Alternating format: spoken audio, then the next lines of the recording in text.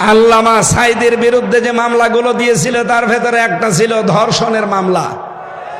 যেই মহিলাকে ধর্ষণের মামলা দেওয়ার জন্য ওই মহিলাকে নিয়ে এসেছে এই যে অ্যাডভোকেট তাজুল ইসলাম, উনি জিজ্ঞাসা করছে, মা আপনাকে আল্লামা সাঈদী ধর্ষণ করেছে? বলছে জি হ্যাঁ। আপনার জন্ম তারিখ কত, জন্ম সাল?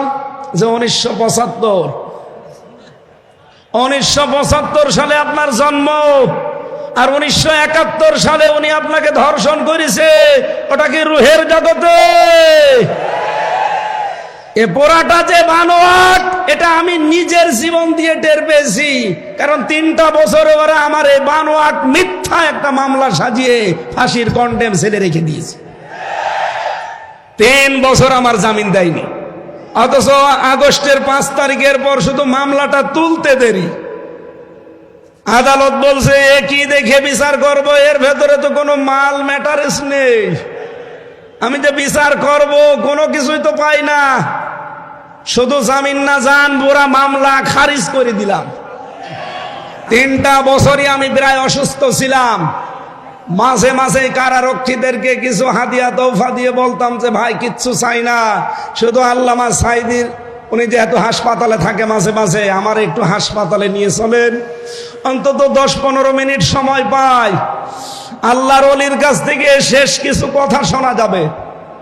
উনি আমার শেষের দিকে 10টা মিনিট উপদেশ দিয়েছিলেন, হামজা আমার হয়তো জীবনে বের হওয়া যাবে কিনা জানি না, তবে যদি বাইরে যেতে পারো, আমার 2টা কথা বেশ ভালো মনে আছে, চট্টগ্রাম আর খুলনা, এই 2টা জায়গার নাম তিনি বলেছিলেন যে এই 2 জায়গায় যদি যেতে পারো, বাংলার জনগণকে এই 2 জায়গায় জানাবে কোনদিন আমি কোরআনের কথা বলতে পিছপা হইনি, তোমারও নির্দেশ দিলাম কোনদিন পিছপা হবা না। এটা আমার মাথায় হাত দিয়েছিল, আমার মনে হচ্ছে এখন ওনার হাত আমার মাথায় লেগে আছে। আমি ওনার ওই কথাটা যেন মরণের আগ পর্যন্ত মেনে চলতে পারি, আল্লাহ তৌফিক দেন, বলেন আমিন। বিশ্বনন্দিত মুফাসসির কোরআন আল্লামা দেলাওয়ার হোসাইন সাঈদী রহমতুল্লাহ আলাইহি, আল্লাহ রাব্বুল আলামিন তার গোলামের সারা জীবনের একটা দোয়া, আল্লাহুম্মা ইন্নী আসআলুকা শাহাদাতান ফি সাবিলিক। হে আল্লাহ, তুমি আমাকে সাধারণভাবে মরণ দিও না, শাহাদাতের মরণ দিও। আমি জেলখানায় যতবার সাক্ষাৎ পেয়েছিলাম, যে কয়বার তার কাছে যেতে পেরেছিলাম, বারবার বলতেন, হামজা আল্লাহ আমাকে যেন সাধারণভাবে মরণ না দিয়ে শাহাদতের মরণ দেয়।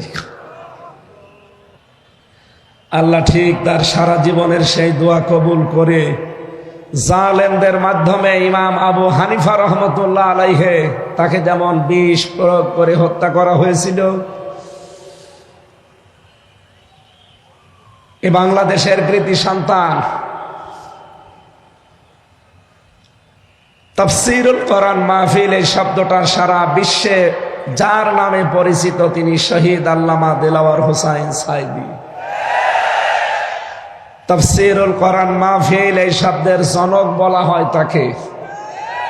গণিতের জনক একজন আছে, ইতিহাসের জনক আছে, পৃথিবীর প্রত্যেকটা জিনিসের জনক আমরা আলাদা আলাদা বানিয়েছি। আমার